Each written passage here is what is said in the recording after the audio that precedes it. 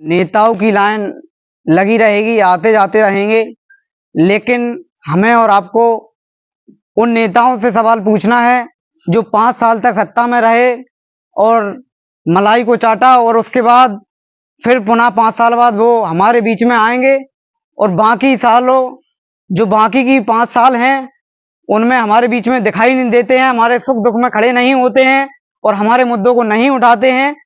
तो अब उन लोगों से हमें और आपको सचेत रहना है। तो उनके लिए मैंने 2 लाइनें लिखी थी, एक छोटी सी कविता है, पोयम है, उसे सुनाकर उसके बाद अपना केक काटा जाएगा और कार्यक्रम को समापन की ओर ले जाया जाएगा।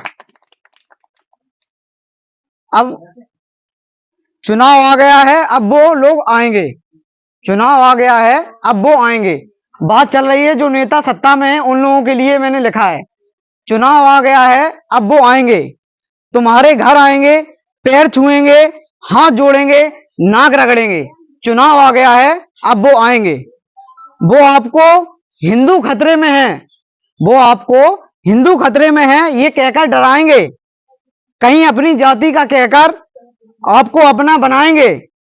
वो जाति धर्म के नाम पर आपको बांटेंगे।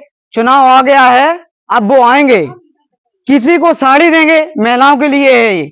चुनाव के नजदीक जैसे ही नेता लोग आते हैं, चुनाव जब सिर पे होता है तो किसी को साड़ी, किसी को कुछ देके और उनका वोट खरीदने की कोशिश करते हैं। तो महिलाओं के लिए भी लिखा है कि किसी को साड़ी, किसी को पैसे देंगे, किसी को शराब, किसी को मुर्गा देंगे, वो पैसा पानी की तरह बहाएंगे। चुनाव आ गया है, अब वो आएंगे। अपने भ्रष्टाचार को छिपाकर शिष्टाचार का पाठ पढ़ाएंगे। अपने द्वारा किए गए विनाश को विकास बताएंगे। आपको गुमराह करने की पुरजोर कोशिश करेंगे।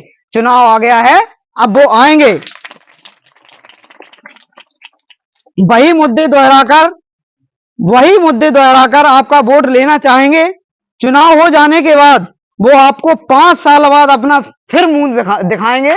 चुनाव आ गया है, अब वो आएंगे। चुनाव आ गया है, अब वो आएंगे। इसी के साथ मैं अपनी माता बहनों से कहना चाहता हूं कि वो सब लोग आएं और केक को काटें। चलो आ जाए सब लोग।